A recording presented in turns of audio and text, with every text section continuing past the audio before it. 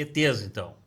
Para mim, todos os seres que não são da Terra, que são de outros planetas, são ETs. Aí Alienígenas. sim, perfeitamente. Tá certo isso? Corretíssimo. Extraterrestre é tudo que vem de fora. Isso. Então, o ser que vem de fora do planeta é extraterrestre. Pode é. E eles, e na tua opinião, acho que nós até deveria ter começado assim. Você, na tua opinião, existe extraterrestre? Aí sim, eles são reais. Ah, são reais. São reais, existem. Tá, mas esse objeto não identificado que você falou que é criado por alguém aqui da Terra, que vai para um lado, vai para o outro e que ninguém sabe o que é. E da onde essa informação, cara? Existe isso mesmo? E já tem mais uma pergunta aqui de um telespectador também, da Tani.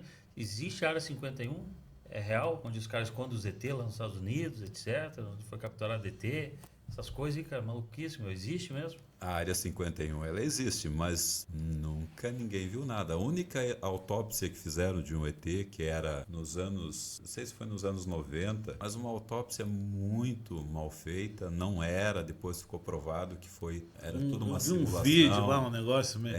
Não. Então, a Área 51 ela existe, mas ela tem essa finalidade de também de agregar objetos militares secretos. Ela é secretíssima, ninguém consegue entrar lá, nem alguns das áreas militares também não têm autorização para estar lá.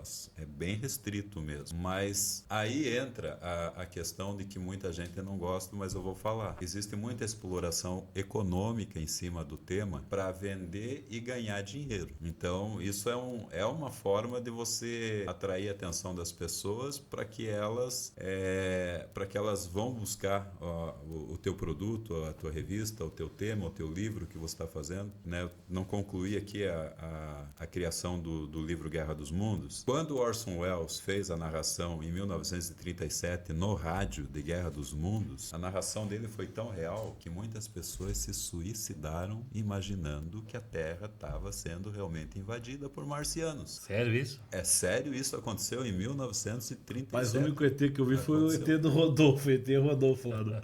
E aí, então... Coisa doida, velho. E aí, então, a exploração ufológica e sobre vidas alienígenas veio em cima de um tema fictício. Entendi. Não era verdade, era mentira. E aí, então, existem muitas pessoas que têm facilidade para criar uma história. E essa mesma história que as pessoas criam sobre os extraterrestres também é a mesma história que a pessoa cria para abrir uma igreja. Muitas vezes a pessoa diz que sonhou, teve um sonho, recebeu uma revelação para montar um movimento religioso em determinado lugar. Ela falou que recebeu uma revelação e ela passa aquilo ali para 3, 5, 6 pessoas, 2 delas acreditando, tá feito o negócio. E essa questão aí do ET, já que estamos falando de ET, ele materializado, existem relatos ou verdades de como é exatamente um ET, ou ninguém sabe como é? Porque o ET que todo mundo talvez seja esse fictício, que é a cabeça estranha, os olhão, que é o que o caminhoneiro usa dentro do caminhão hoje em dia, né, verdinho. Existe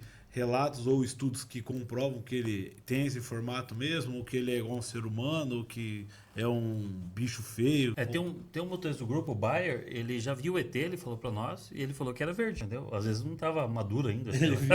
Ele viu. Eu acho que ele vê ET direto, acho que ele usa uns negócios meio estranhos lá, acho que ele sempre vê ET, entendeu? Sim. Mas não, filho, é do grupo, cara. Hoje o nome dele é Bayer, Wagner Bayer. Ele deve estar assistindo nós. Mas resumindo, Então, tem relato disso? Estudo de como é o ET materializado? Olha, existem muitos relatos antigos, por exemplo, o relato do Gênesis, que fala sobre a criação da raça humana. Nesse relato você já encontra uma intervenção alienígena. Nesse relato do Gênesis encontra-se uma intervenção alienígena. Tá lá. O ser humano foi criado um ser inteligente, com a capacidade de guardar todas as histórias na mente. A mente humana, no tempo da criação, ela era utilizada 100% do QI, do coeficiente de inteligência, 100%. Hoje é sabido que os homens mais inteligentes que criaram grandes coisas, criaram o carro, criaram a luz, criaram a tecnologia, inventaram muitas coisas, não utilizaram 5% do QI. Fala-se em 3%. E os outros 97%? Então, o que ocorre? Lá no Jardim do Éden, a Eva foi seduzida por um ser que não era terrestre. Isso falando do relato. Depois, a Eva foi expulsa com o Adão do Jardim do Éden e foi mandado vir 2 seres extraterrestres para cuidar da entrada do jardim. Só que naquele tempo não era usada essa palavra ET, era usada a palavra anjo. Então anjo é ET. Não nasceu na Terra.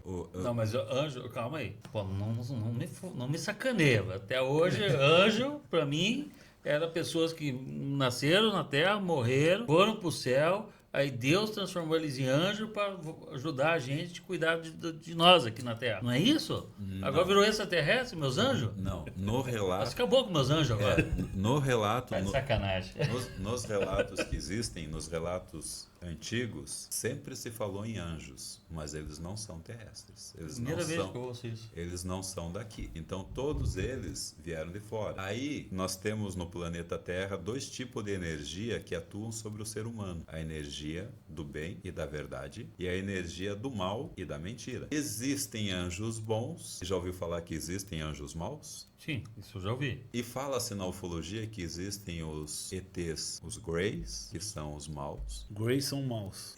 Dizem que sim. E existem os ETs que são bons, do bem. Eles são reais, estão na Terra há muito tempo. Já ouviu a história de Sodoma e Gomorra? Calma aí, mas você quer dizer que os ETs não estão lá no planeta deles? Existem ETs que vivem aqui na Terra? Sério isso? Eles são seres muito inteligentes, muito inteligentes. Eles atuam na nossa vida de uma forma que você não percebe. Eu só consegui perceber porque desenvolvi uma técnica para passar a maior parte do tempo conectado nesse tipo de assunto. Então, com essa conexão, você utiliza o teu tempo de uma forma que você consegue olhar as coisas de uma forma real. Então, até muito tempo eu enxergava as coisas de uma forma fictícia. E essa forma fictícia não está só no mundo dos ETs, está no mundo religioso, está no mundo geral, na história geral. Então, é uma coisa bem delicada. A comunicação, ela trabalha de uma forma espiral. Então, dentro desses círculos, você tem tipos de assuntos que você consegue captar e tem tipos de assuntos que você não consegue captar. São frequências. Na frequência... Mas o formato do ET, que nem eu tinha perguntado, então são seres humanos. Seria isso? Eles se materializam. Por exemplo, na destruição de Sodoma e Gomorra, até isso é citado no livro Eram os Deuses Astronautas, do Eric Van Dijk. Esse livro foi um livro assim que me abriu a ideia para começar a olhar as coisas de uma forma diferente. Eu ainda era bem jovem, mas ele cita que a cidade de Sodoma e Gomorra já estava pré-estabelecida para ser destruída. Os anjos vêm e avisam a família para que a família saiam da cidade imediatamente, não levem nada e nem olhem para trás. Os anjos, que no caso os ETs. Que são ETs. Tá. Eles sabiam o momento exato da detonação da explosão da cidade. E aí o Ló saiu com a mulher olhou para trás e se transformou numa estátua de sal. Isso está num relato do livro do Gênesis. E você acha que isso é verdade? Isso, na tua opinião? Arqueologicamente é provado que a cidade existiu, Sodoma e Gomorra existiu, a arqueologia comprova. Sim. Que ela foi destruída, também comprova. E na região onde a cidade existiu, é a região onde tem o Mar Morto hoje, que nada se cria, né? Por um bom tempo nunca se criou nada, agora está mudando o panorama da região. Mas a arqueologia comprova realmente a existência e que o fato ocorreu. Juro por Deus, só o ET do ET Rodolfo, cara.